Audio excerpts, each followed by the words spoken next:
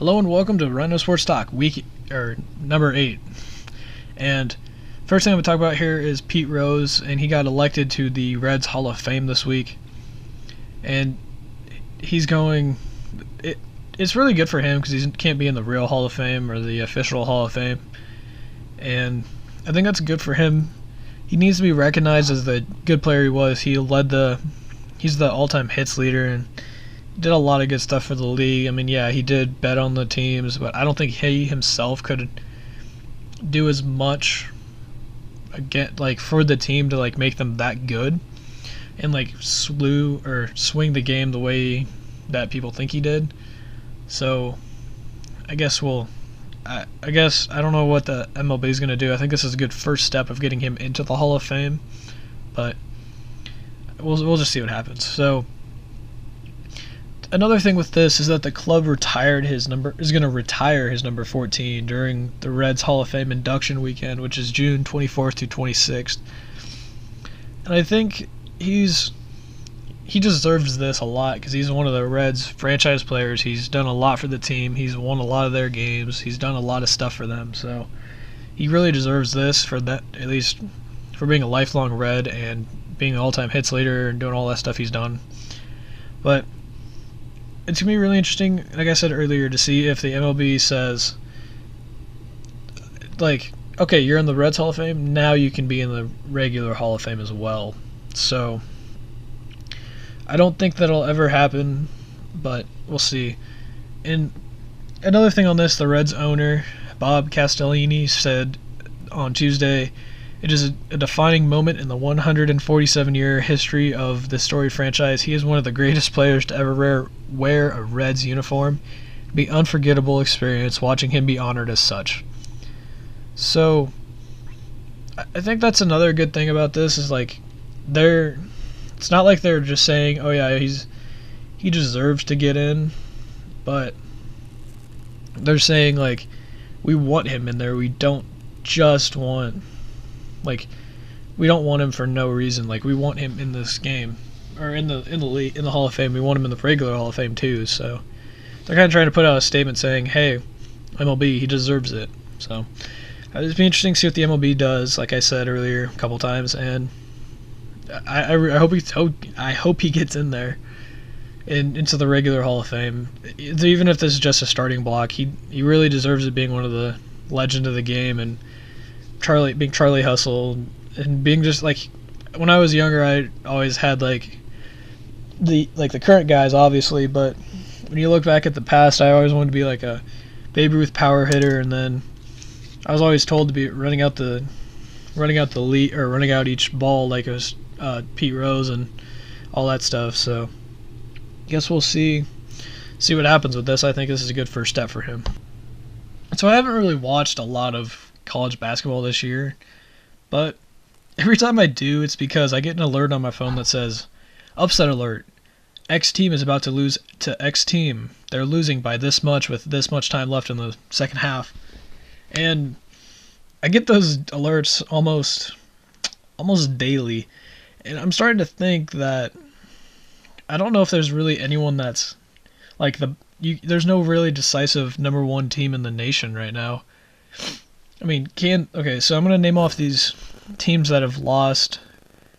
So first off, top 25 teams as of this week that were in the top 25 this week have lost 22 times in the last 10 days. Kansas, Maryland, Michigan State, Miami, Duke, West Virginia, Providence, Virginia, Kentucky, Iowa State, South Carolina, Pittsburgh, Gonzaga, Oklahoma, Xavier, West Virginia, Michigan State, Butler, and Duke. Those are the last 2 weeks, top 25s, and all of those teams have lost. There's all but 3 teams have lost this, in the last 2 weeks. That's North Carolina, Villanova, and SMU. I'm going to start with SMU first. They should be number 1, but they have a ban on their team where they can't go to the postseason because Larry Brown is an idiot and he did the wrong thing. And he recruited a player bad, or he did something. I can't remember, honestly. I do know a guy that goes to SMU. He's a transfer from Duke. He's really good, and We played against him in high school, and I think he's redshirting this year, but they have a really good team if he's not even playing. And he was dropping like 80 points a game. Like 4 games in a row, he dropped 80 points in each game. So I think that's really impressive. Larry Brown knows what he's doing recruiting-wise. He just doesn't do it the right way. So North Carolina, obviously, they were number 5 2 weeks ago, and now they're number 2 this week. I'm going to assume they're going to be number 1 next week, barring a loss, I should say. And it was really interesting. The last 2 weeks, the number 1 team has lost. I think both of them were at West Virginia, I'm pretty sure. And then West Virginia lost. And this really begs the question here is, who's the best team in the nation right now? This is more along the lines of parity, like who's got the best, what team's the best in the nation, like anyone can beat anyone, parity. It's not like all these teams are bad, they're all really good, they're just, literally every team is really good. And it really goes to show when you have 22 top 25 teams lose in 2 weeks. Or, well, I guess 10 days. So, like, there's only one team that's undefeated, and that's SMU, but they can't go anywhere. They can't go anything in the conference. And it's really interesting because, like, you think of these powerhouse teams, like Kansas, they're number 3 now, and they didn't lose this week, but they lost last week to West Virginia. And, like, Kansas, they have 2 losses on the season, and they about lost to Oklahoma. They took them to double overtime, almost triple overtime. But speaking of Oklahoma probably has one of the best, if not the best, player in the nation in Buddy Hield. So you got 2 really good teams that have really good players, and they both lost in the past week. So, and just because they're in the same conference too, they play each other twice. There's no real definitive best team in the nation. Maybe North Carolina, but they haven't really played anyone yet. They haven't played Duke. They've played like a couple ACC teams, but they haven't really played anyone insanely good yet. Like I said, they haven't played their Duke game yet. They played NC State and lost that. I think, yeah, they lost to NC State. And NC State plays Duke tomorrow, Saturday.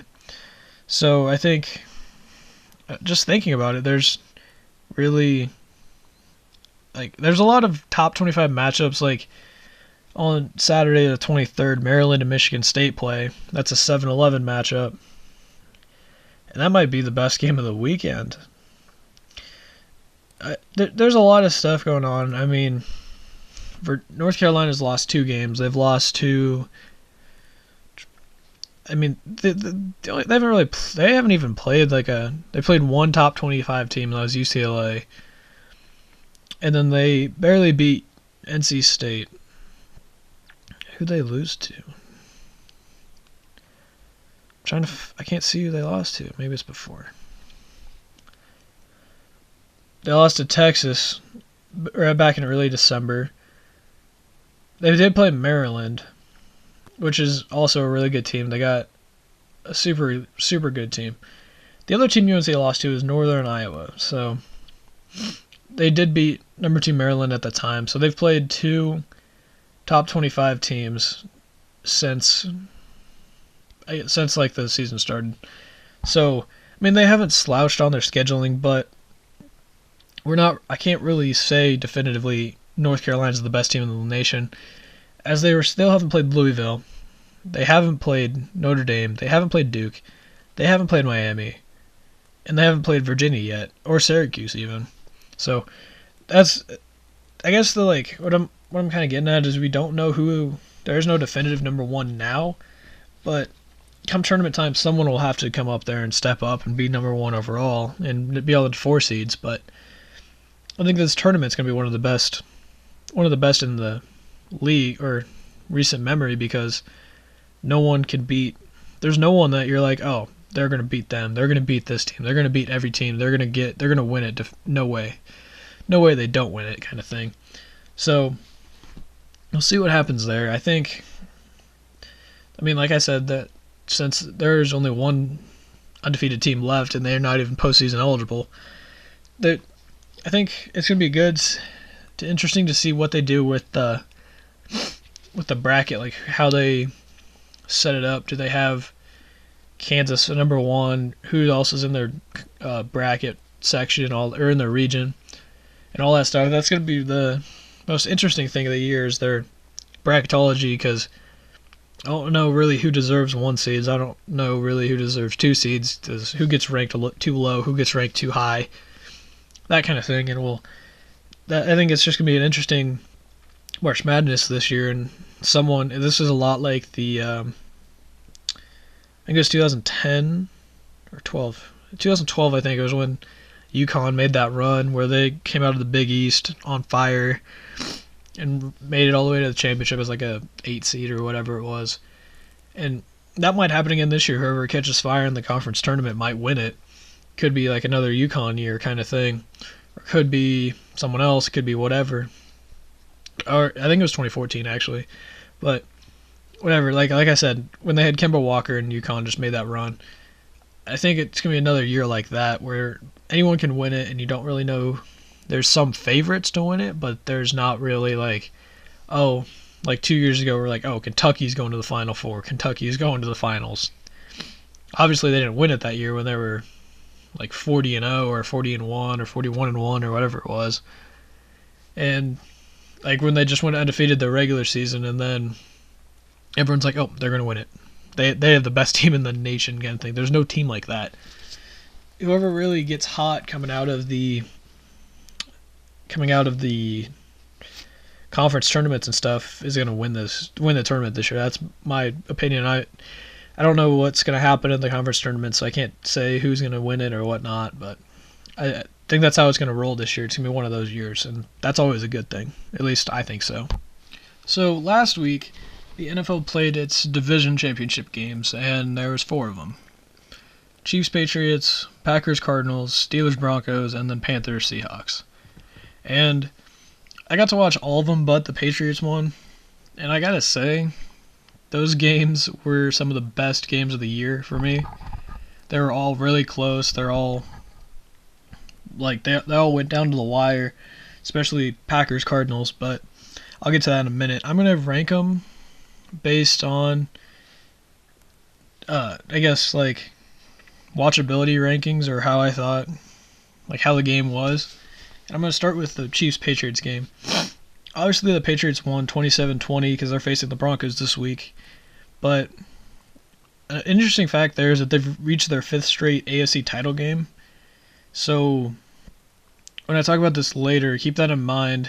Like, I'm going to read an article or do a podcast about how there's not really parity in the NFL anymore, and it's all that stuff. But I keep that in mind that this is their 5th straight AFC title game. I think it was amazing because Brady had 300 yards passing, like always, but they didn't really run the ball. They only had, their leading rusher had 16 yards rushing. That's really not that impressive. And overall, the Patriots only had 38 yards.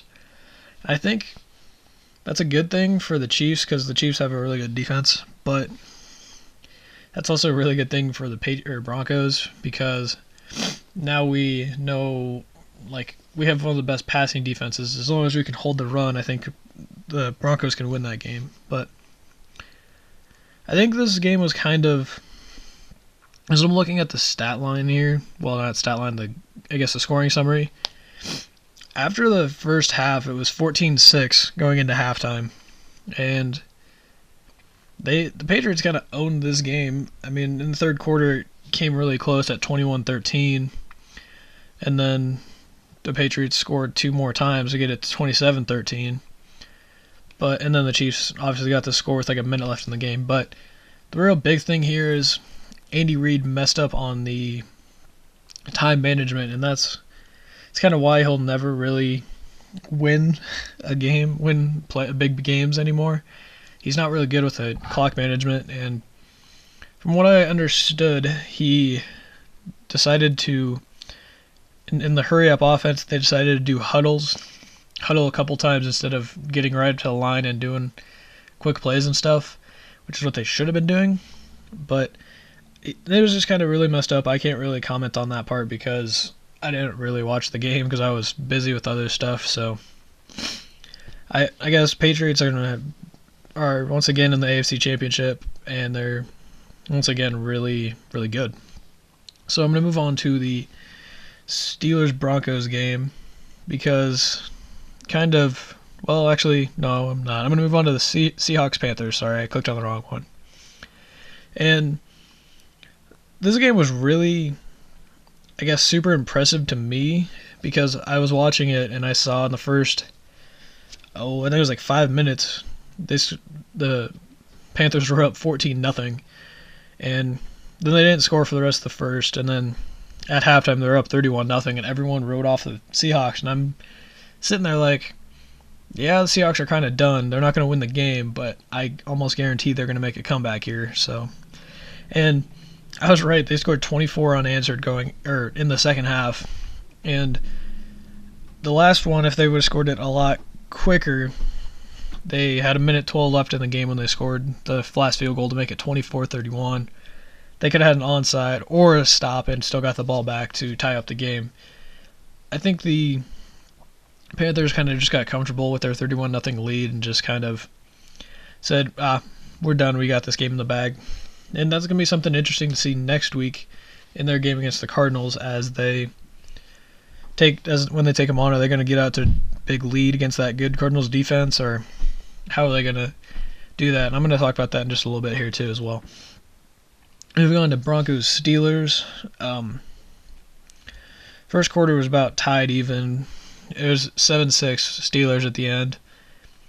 And, I mean, this game was really a field goal matchup the whole time until Peyton Manning led them down the field with C.J. Anderson run at the end of the fourth with 3 minutes left, and they basically sealed the game with a field goal with 53 seconds left too. So, I mean, I never really felt like it was out of hand because it was close the whole time, but I think the Broncos should have blew them out with the Steelers not having Antonio Brown, Big Ben not really healthy, and all that. And it's going to be really interesting next week to see if C.J. Anderson can do what he did again against the Patriots or what's going to go on there. But still, with Big Ben not really having any real targets or anything, he still amassed 339 yards. And Martavius Bryant had 150 of those, so he's going to be a legitimate threat across from Antonio Brown for the near future. I mean, there's a lot of these. The Steelers are just stacked offensively. They got a lot of weapons, and if they would have had Antonio Brown, I think they would have easily won that game. But I guess we'll see what happens there. So, moving on to the last game, it was the Packers and Cardinals, and I'm just going to start out by saying, I said this in my article this week too, are you kidding me, Aaron Rodgers? Are you serious? Are you even human, bro? He connected on okay, let me just take you through the last 4 minutes of the game here. 3:45. Michael Floyd, 9-yard touchdown from Carson Palmer, 17-13 Cardinals. They take the lead. A field goal from the Cardinals, 20-13. Down by 7, Packers with 1:55 to go. On a 4th and, I think it was like 4th and 12 from their own, basically from Aaron Rodgers' end zone, he throws up a desperation heave and connects on it for about 60 yards to the other team's 50. And so, let me see who it was to here. It was to Jeff Janis, to the Arizona 36, for 60 yards. He threw it from his own end zone and got it to Jeff Janis for 60 yards. So they obviously went up. They huddled from there and went up, and they got a penalty, actually, as they threw it deep to Janis, and the penalty was illegal motion. So that moved them back a little bit. Arizona took a timeout so they can get it all set up for just get their players off the field, players on that they wanted. So that's nothing there. Then Aaron Rodgers tried to pass. It was incomplete. And then Arizona took another timeout with about 5 seconds to go just to get their defense on the field that they wanted. And so they had, and to go against the Hail Mary, because Aaron Rodgers had a bunch of time. He was about to hike the Hail Mary since it was an incomplete pass. So Arizona took the timeout and said, no, we're going to prepare for this. They did do a good job. Aaron Rodgers threw a 41-yard bomb off his back foot while rolling to his left. It was the most awkward throw I've ever seen. I linked it in my article this week. And, of course, two defenders were in the end zone. It was like Patrick Peterson and I couldn't tell you who the other guy was. And then Jeff Janis, 20 yards short of the end zone. He's on his own 20. Goes up, runs into the end zone, goes up at the perfect time, and catches the ball for a touchdown. Before I talk about the overtime, the Cardinals played that terribly. They should have had one guy running with him or staying with him, like in front of him kind of thing. But they had two guys in the back of the end zone, and so he had basically all the leverage. All he had to do was get to that spot before the ball got there, and he did. So it makes sense when you think about it, like why he caught it and why. It's kind of like the Lions thing. The guy was in front of the two defenders, so it's an obvious catch. So moving on to overtime, we had the coin flip debacle where the first time he threw the ref threw the coin and it didn't flip, and everyone was like, Aaron Rodgers and the captains were like, wait, it didn't flip it again. And so, and then while the Cardinals were like, oh, we'll take the ball, we'll go this way, whatever.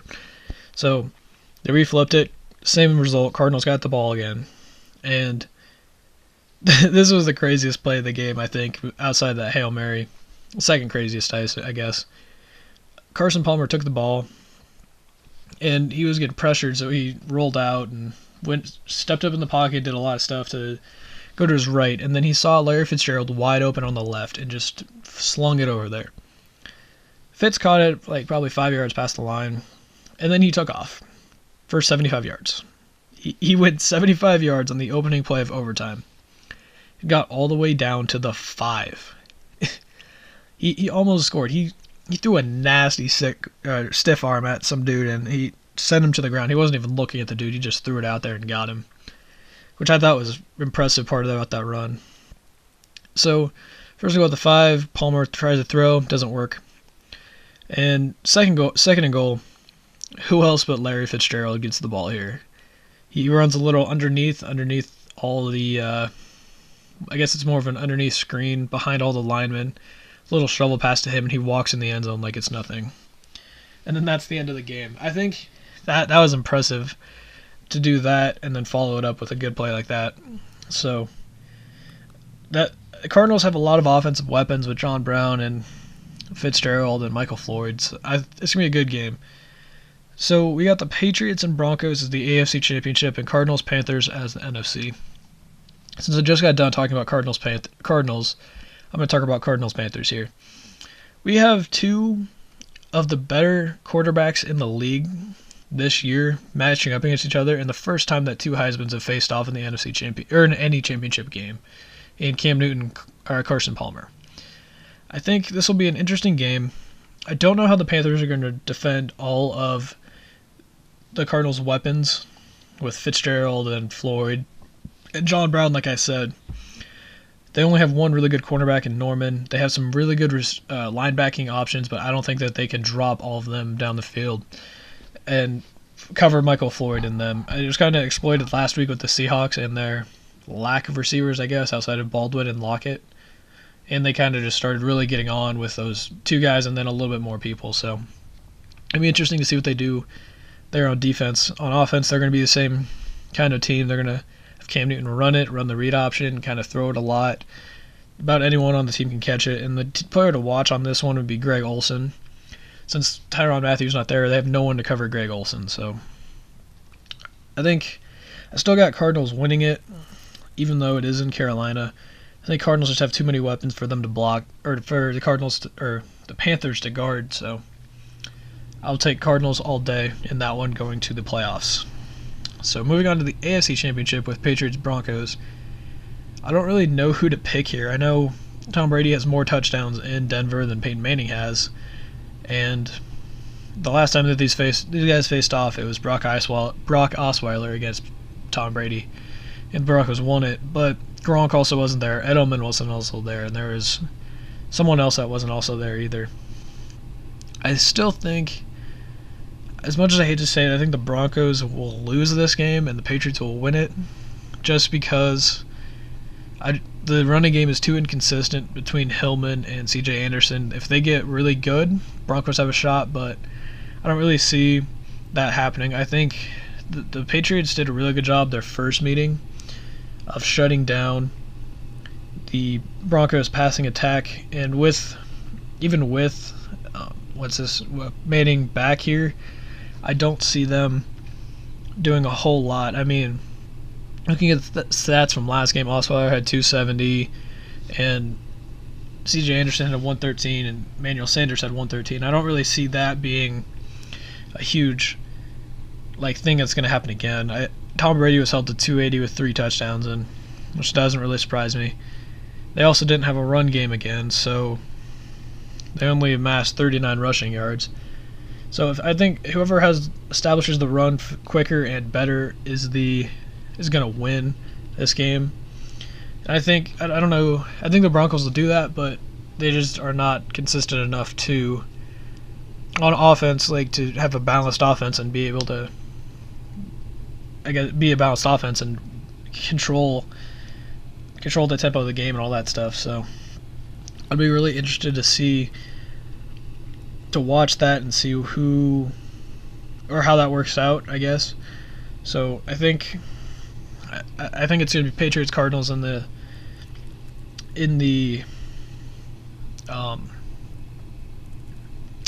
Super Bowl. There we go. So I think that's who it's going to go in there. Broncos have a better shot than the Panthers of winning, so lock that in. Patriots Cardinals. Patriots. So with this week, I got a thing. It was the eligibility for the 2016 NFL Draft happened today on Friday, and not a record, but too shy of a record. 96 underclassmen declared for the draft, officially put their name in there in the draft kind of thing. And that's, like I said, it was too short of a record. 2014, when Mariota and Winston were the quarterback, top 2 guys, that was the record at 98. It was some had upwards of 100, 115, 110, 120, somewhere in that range, were expected to be coming out into the draft, but only 96 did. So what I'm going to be talking about is that a good thing that 96 underclassmen come out, and what to make of it, I guess. So I'm going to start with the underclassmen. Obviously, they think they have the talent. Most of them, all of them think they have the talent to be in the NFL, but there's also a lot of seniors and stuff that are in the league, that are going into the draft as well with them. So guys that have the track record of being either really good or what have you, with them being in college for 4 years, compared to these guys that were in there for 2, maybe 3 years. Well, 3 years of in college, but only 2 years playing the sport, or 3 years playing football.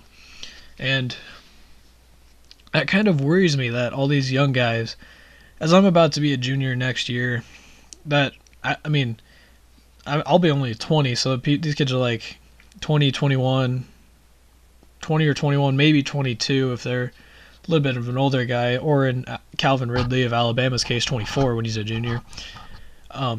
That they're thinking, oh, I have the talent to go play with these other guys that are in their prime at 28, 29, 30, all the way up to 33, and that's their prime, is 28 to 33, and these kids are coming out of the NCAA or out of football, college football, at 20, 21, 22 as early declarees, where they haven't even finished a degree in college. They're just they finished 3 years they finish their 3 years of college and they think that they're good, they can last in the NFL. But what we see with what I noticed last year was a lot of those 98. Yeah, there was, I think 50 of them, maybe 60 of them were actually drafted throughout the 7 rounds, but a lot of them went undrafted because if you think about the amount of seniors that graduated too, like if last year's was a record at 98, then, or well, 2 years ago was a record at 98, then you had this year at 96. The year before that, when it was 98, there had to be a lot of seniors because that's the record, and there's no way that those kids that were before the year before that didn't leave early because it wasn't a record. So I guess that's hard to follow, and I can't really put into words how I'm trying to think of it. But it kind of makes sense if you just have to think about like the year before, juniors didn't declare, so they're seniors now and they're in the draft. So that's kind of how to think about it, I guess. So that obviously that number of seniors is gonna go down, and the juniors are gonna go up. So I think that if it's a bad thing, because these underclassmen who are like 20, 21, 22 are undrafted, and yeah, some of them get signed to teams, some of them don't get signed to teams, some of them have to quit football altogether because no one's like, every NFL team is like, hey, we don't really care about you. You're not that as good as the guys we have currently. Get a little bit better and we'll talk again. But so I mean, there's obviously that. But what I'm talking about with that is like these kids don't have a degree. They could go back to college, but I think they still have the scholarship too. I'm not sure how that all works. But they could go back to college to finish their degree and kind of go back with their tail between their legs thing. Or they could just try and make it on their own, working at like Walmart, working at a Foot Locker, or whatever they do.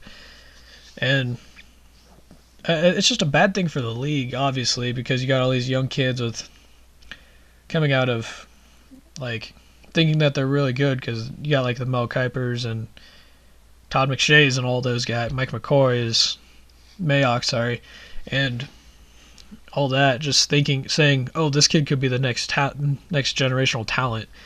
And then they go to the NFL with that big head, and they're like, oh, I'm not that good. I thought I was, but I guess I'm not. So, I mean, obviously there's some kids that are really, really good, but not always. So it's going to be really interesting to see what happens this year. I want to see the numbers of how many of the underclassmen get drafted compared to undrafted, and how long they stay on the teams and how good they do and all that stuff. And at the combine, I might do a little, I mean, I can't watch it this year because I don't have NFL Network, but I'll do a little stats comparison between seniors and juniors, or seniors and underclassmen, and see who tests out better. I still think it's going to be seniors, so I don't know why.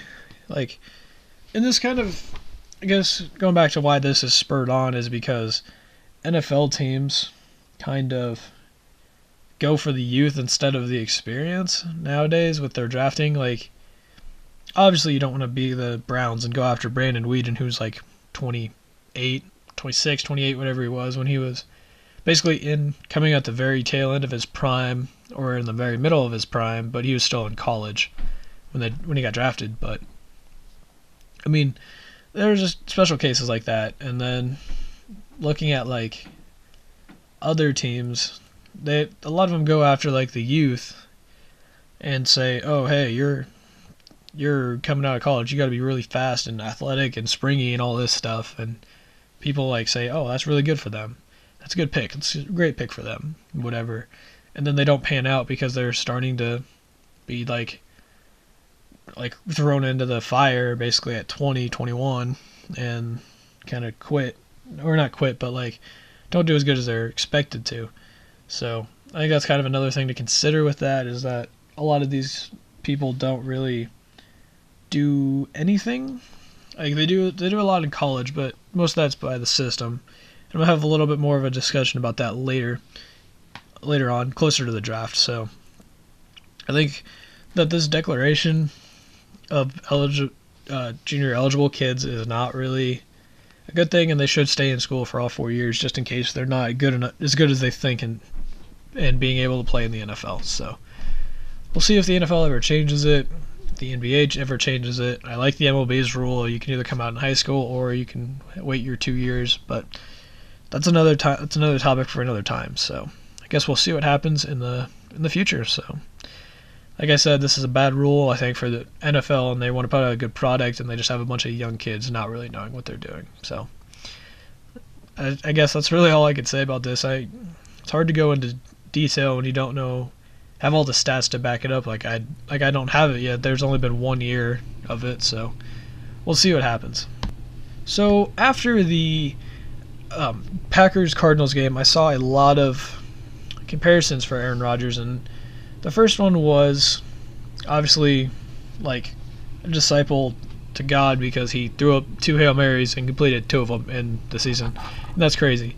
But that's not the one that I want to talk about. I saw another one, and that was the Aaron Rodgers compares to Peyton Manning. I thought this was a really interesting one because I'm going to go back just a little bit here. When he got drafted, he was a basically prodigy to Brett Favre, and obviously he had all the tools and stuff. So he was kind of a Steve Young to Joe Montana kind of comparison, which I thought that was a good comparison too. But I think my comparison when he was drafted would have been closer to Tom Brady behind Bledsoe, but no one really knew Bledsoe. I mean, this is looking after the fact of that one. I mean, no one knew Tom Brady was going to be good. No one knew Bledsoe was going to get hurt. All that was kind of like just kind of happenstance. And obviously, like, you can't really, there's no way you could have said, oh, Tom Brady, 6th-round pick from Michigan, is going to be the face of the NFL in how many ever years it took him to be the face of the NFL. He's going to win 6 titles. You can't predict that. But with Rodgers being that number 1 pick, it does compare more favorably to the Steve Young and Joe Montana comparison. Being the young guy, really athletic, really good, coming out of college, higher up pick behind the legend, which Steve Young was the young guy, and then Joe Montana was the legend. So with Brett Favre being the legend, and Aaron Rodgers being the young kid coming up out of school, so I think that's a good comparison for the draft and like how he got to his team. But currently, when I'm thinking about this, when I think of who does Aaron Rodgers compare most favorably to, is actually, ironically, Peyton Manning. Now, before you get all like how does that even work, let me just drop some knowledge here. Peyton Manning, yes, he is a 9-1 and done, and Rodgers doesn't really do that. In the playoffs, I should say. Peyton Manning has 9 and dones. Could have been 10 this year, but he doesn't. He's going to end up with 9. And then you got Aaron Rodgers, who usually gets to like the second or third round. He doesn't really go out in the first round. But that's just a stat. If you look at I'm going to talk about the playoffs first since I started out with a 1 and done conversation. Manning, 1 ring in the first couple of years of him being a starter. Rodgers, 1 ring in the first couple of years of him being a starter. Coincidence? Maybe. But I still think that's kind of a reasonable comparison to go from, or to compare both of those guys. And I mean, it's good because they both got a ring, which is what you can compare it to, or what you can compare. It's because they both have 1 ring. They've both had and then another thing with that is they haven't really had a lot of playoff success. Peyton Manning obviously has been to 3 Super Bowls, and Rodgers I think has only been to 2, maybe 1. I'd have to look it up, but I know he's been to at least 1 because he has the ring. So that's something to think about there. Going away a little bit from the Super Bowl thing is if you think about them in the playoffs, usually, I'm going to go back to Manning as a Colt. He usually was one of the better guys in the league, stats-wise, and he always led his team to a great record, no matter who he had around him. Yes, he did have Marvin Harrison and can't think of the other, Reggie Wayne. But if you really think about it, you've got Aaron Rodgers, who has Jordy Nelson and Randall Cobb. Nelson compares more to Reggie Wayne of being a possession receiver, which he can be explosive at times. And if you think about Randall Cobb, he compares more to Marvin Harrison, who's a big-bodied receiver, catches the ball, and can run a little bit. Obviously, that's not a direct comparison because wide receivers have changed in the future, in the more recent years, to favor more of the bigger, faster guys. And it can't be a direct comparison, but it kind of works in this sense. And then if you think about the Rodgers just a little bit too, he has never really had a great offensive line to work around. He's always had to be nimble in the pocket and all, being a little bit more mobile, and that's kind of where he separates himself from Manning, is he's got a little bit more mobility than Peyton does. But when you think about it, Rodgers never really had a line. Manning never really had a line either. So that's more of a team comparison, but still works. And then, obviously, you can't really affect how that changes down the road. I can't predict it. I can't predict how Aaron Rodgers will fare in this, but Manning was a lifetime Colt until he had the neck surgeries, and obviously that was, I don't expect that to happen to Aaron Rodgers, but it can. And then after Manning had those surgeries, he became a Bronco, so stayed in the conference, but went to a different division. With Rodgers, you can't really predict that. I do expect him to be a lifetime Packer, but he could follow suit in the Brett Favre mold, where he goes, maybe not necessarily to the Vikings, but someone with a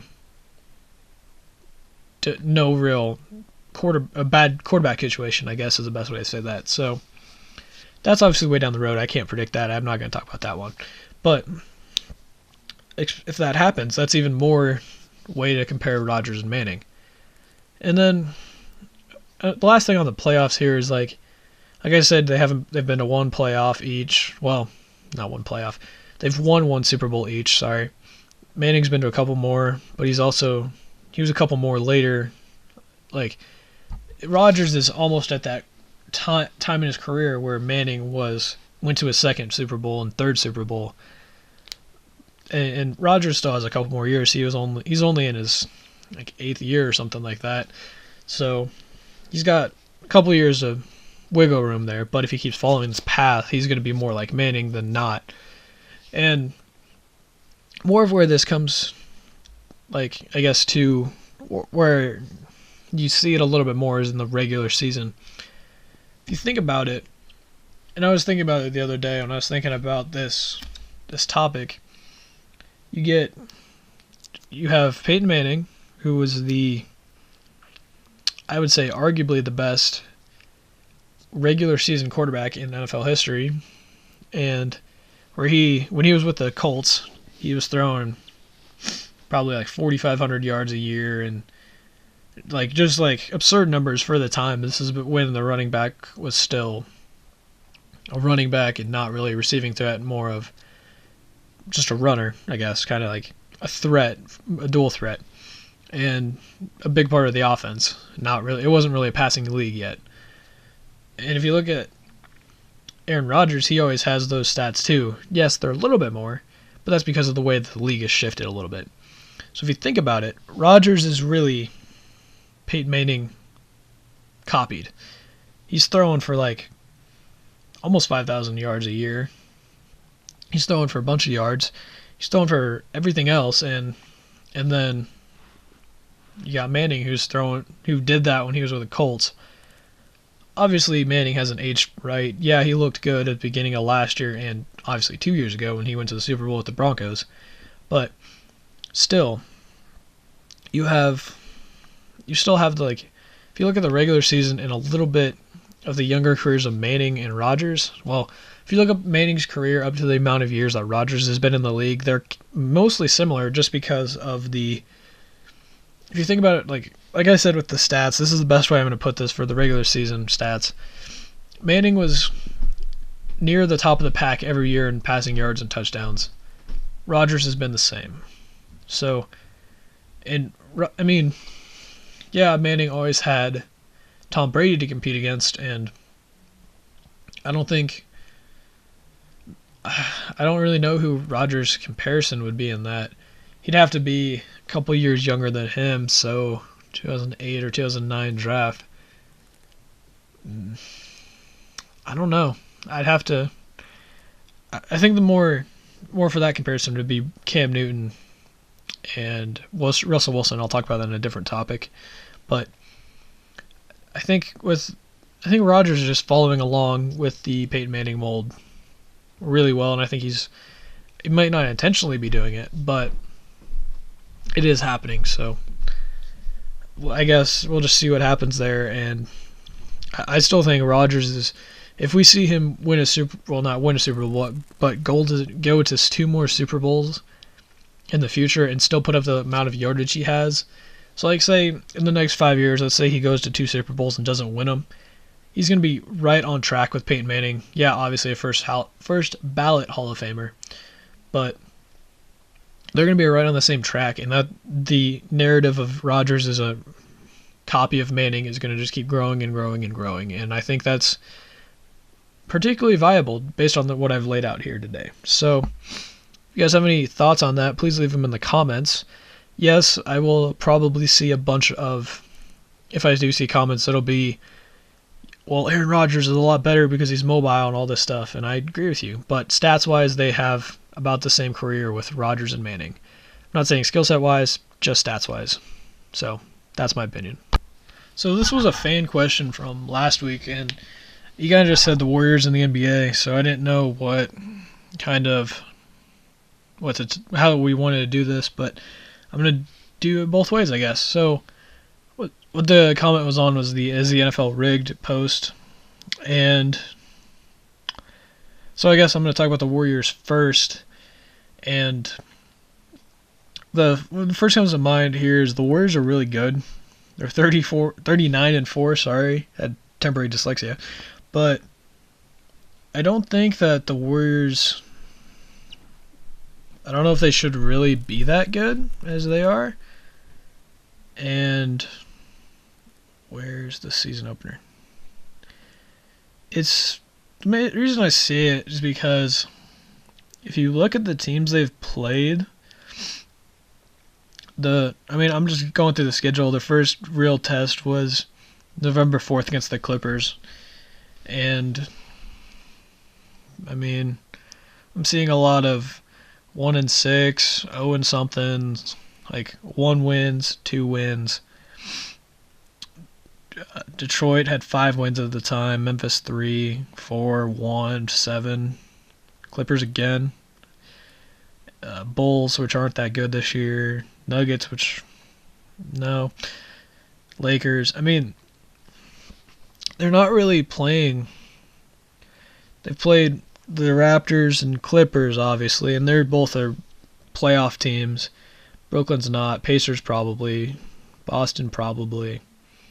And then you get to their first loss when they were 24-0. They lost to the Bucks off a double overtime night before game. And, that was just because they were tired of playing 2 overtimes the day before. And then they came back and just pummeled the Bucks again. That was kind of a revenge game, and obviously that's what kind of happens when you play revenge games. But the one thing to me is they've played a few really good playoff teams, and that are going to be in the mix. Obviously, like the Cavs, they played on Christmas and they lost only by 6. But Irving's like second game back, so that's that's still not really good for a Warrior team that they were winning by 6. And then you got them losing to the Mavericks. And there's no real excuse to that one. I don't know why they lost to the Mavericks here. It literally makes. Oh, there's no. That was the game Klay Thompson, or not Klay Thompson, Steph Curry missed.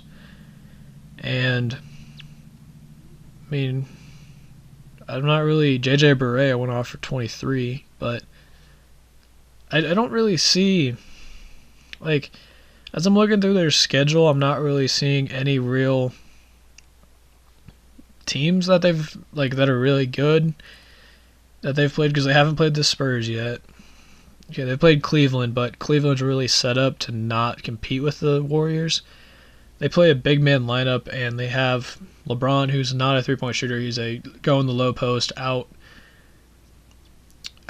muscle you, out dunk you, do whatever you want, basically in the post. But I guess where the truth's going to be really told is what happens in that Spurs game.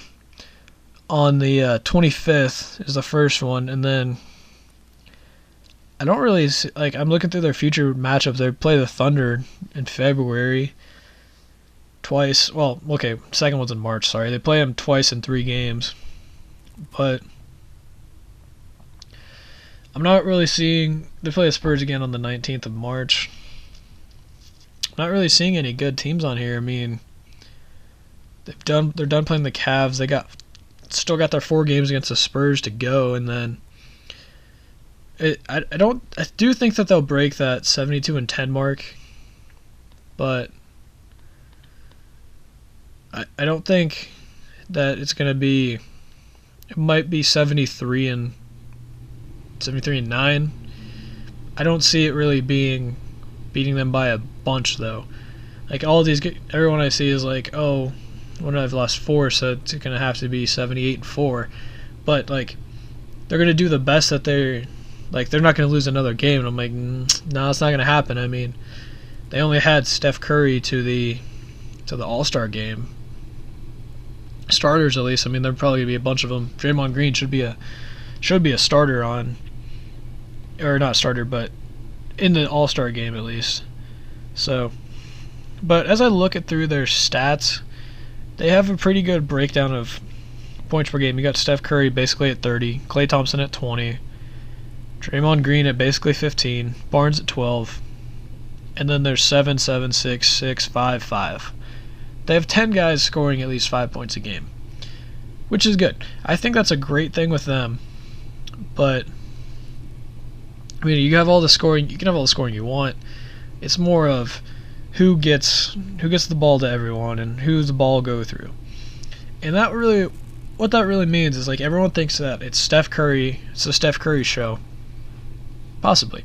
He does take over in late games because he almost never plays a whole game. I don't think. I'm going to look. Let me look here. He's got, it doesn't say points per game. Or not points per game. I'm looking for minutes per game, but I'm not quite seeing it. I guess I'll try and find it while I keep talking about this.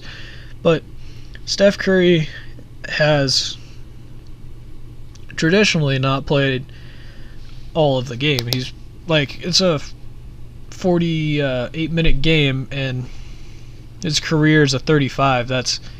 He's 35 minutes per game is his career, and he's missing out on over a quarter of the game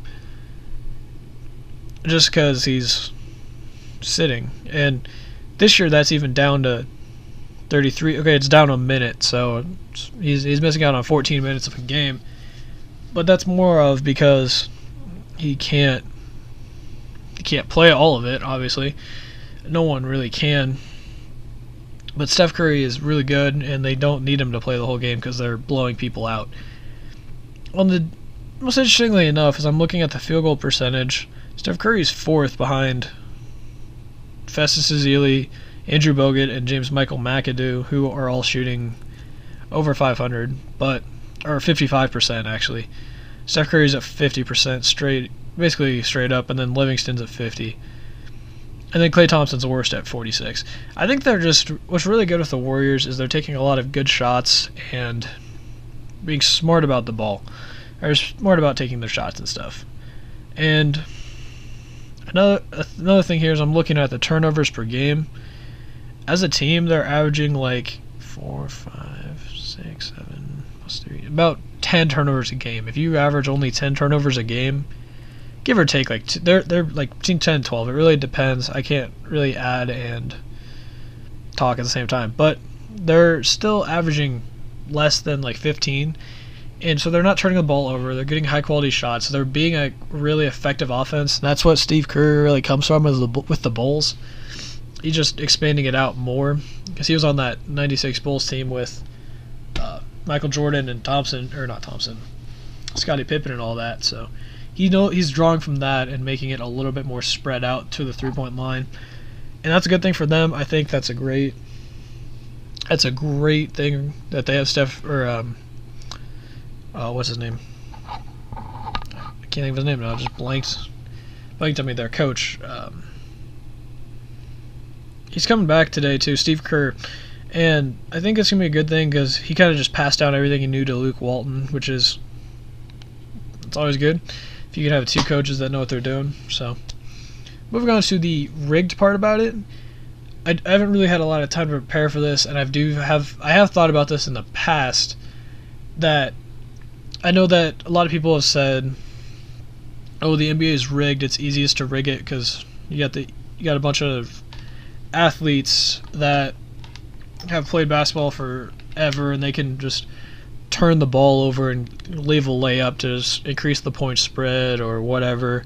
And then you got the refs like Tim Donahue that have come out and blatantly said, "Yeah, I changed the point spread, but I didn't change the outcome," kind of thing. So there's a lot of facts there that you can point to that say, "Oh yeah, that's rigged," but I'm thinking. I've read a good post from my buddy Austin Drews. I'll link it in the description. It was about Steph Curry and how people like try to copy him, and I think that's what the NBA is going to. Steph Curry is more of a everyday person. Like a lot of us can see ourselves playing like him because he's got the smaller size. He's not the LeBron 6'8", 6'9", 240, 250, whatever he is. Whatever he is now, I know he's 6'8", 6'9", and like he's fluctuated between 240, 280, whatever. Just being the super athletic, strong, big dude. No one's really like him. You have to be physically built like him to be like him.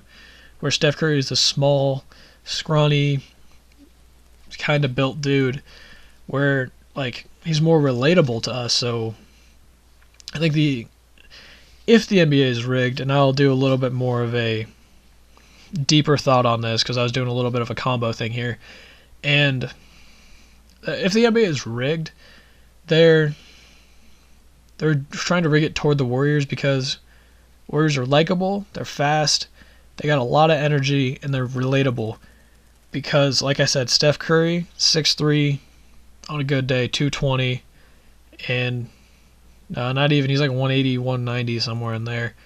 And he's like a smaller dude, and he's more of a regular person looking guy. And so you see that, and you're like, oh, hey, I can be like him.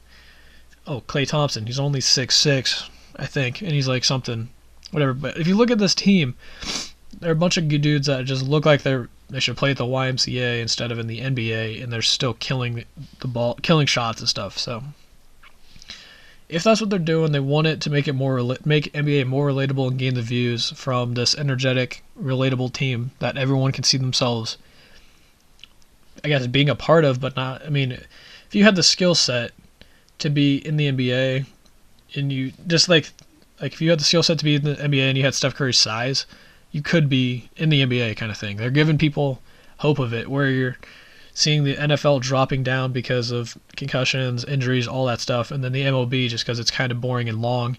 Then you have this energetic sport with the NBA, relatable guys, fast-paced teams, good high-scoring games, all that stuff.